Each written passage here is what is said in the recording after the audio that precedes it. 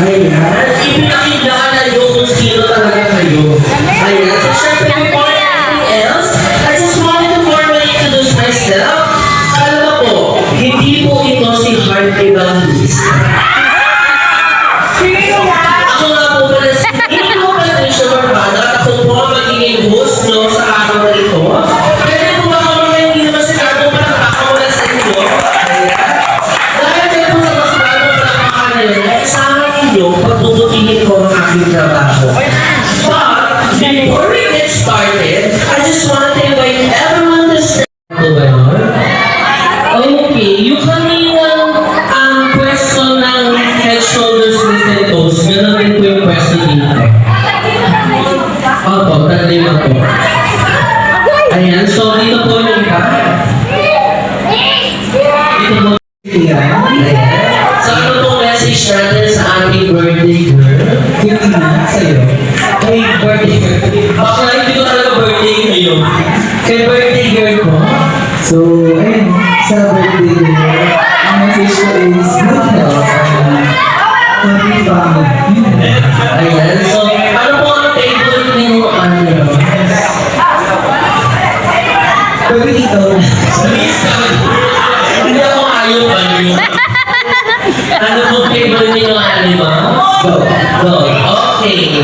So dahil birthday ni Tina, kakanta ka ng happy birthday song using the dog sound. Okay, pakinggan po natin ang rendition ni Rian ng kanyang happy birthday song using the dog sound. Ay, wag ka umalis. Baka naibigay niyo yung tulong ng aso sa mga hindi namin. Umali ka. Lagyan mo, sayang yung manood to eh.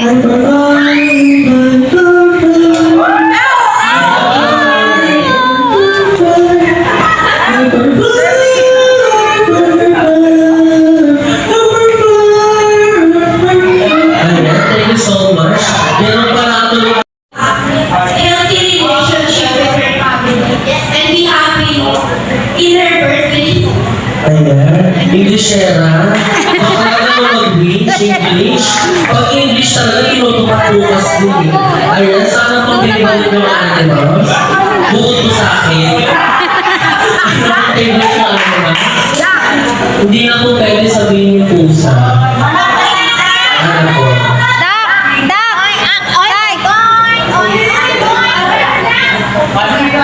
Us, aso! Ayan, so siya naman. Madam, may hindi kita nakikita eh. Hindi tayo nagagawin po. So, what is your name, ma'am? What is your name po? Ano po? Ayan, so ma'am, ano pong message natin sa ating birthday girl?